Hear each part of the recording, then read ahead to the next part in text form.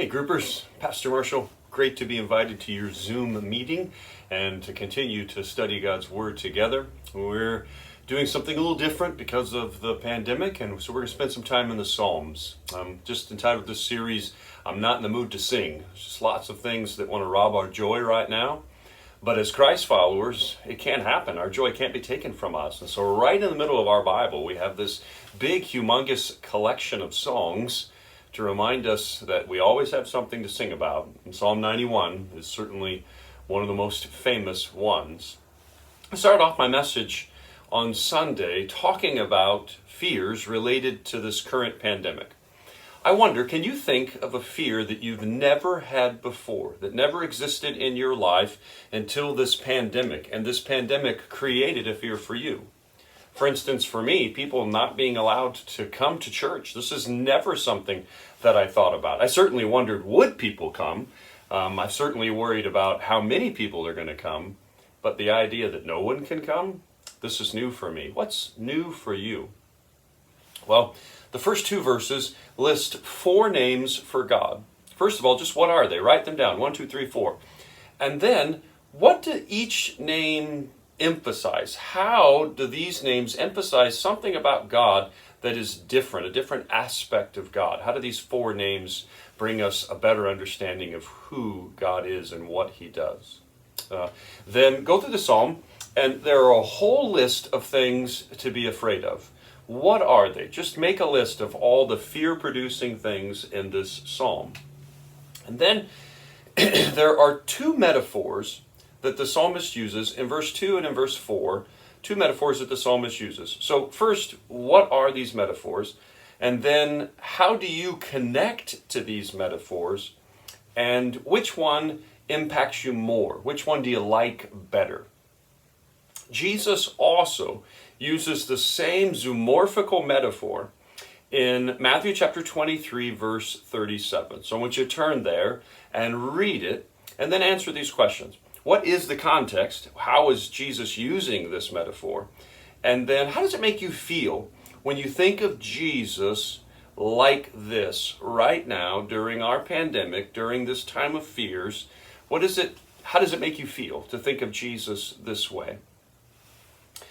Also in Matthew chapter 4, verse 6, Satan quotes from Psalm 91. He quotes from verses 11 and 12. So I want you to turn and check it out. Again, just answer the question, what is the context? And then, how does Jesus respond to Satan quoting Psalm 91? Verse 11 is the clearest place in the Old Testament for the idea of guardian angels. This is a Jewish concept. This phrase, guardian angels, is a Jewish concept that was transferred into the church, and it comes from Psalm 91. So what is your opinion of this subject? Are you pro-angel? You think about angels all the time?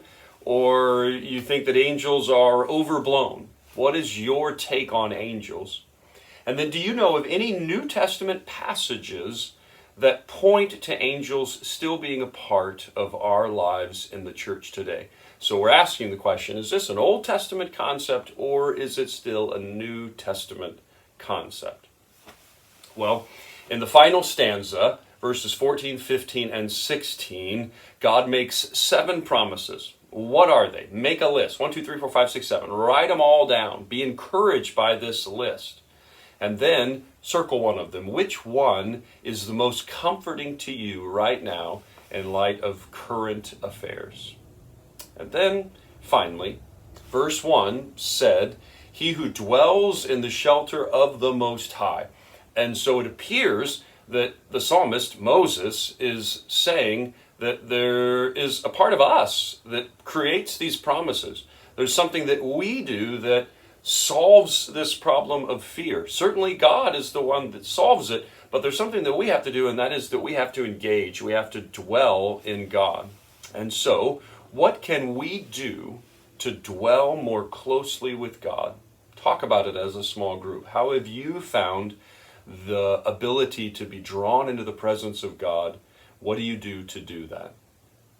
Well, every week I just remind you of what my application was, because I'm hoping that by midweek you're working on it. Maybe you've forgotten it.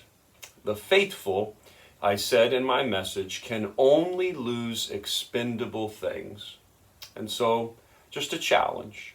In the midst of this pandemic, what expendable things have you lost?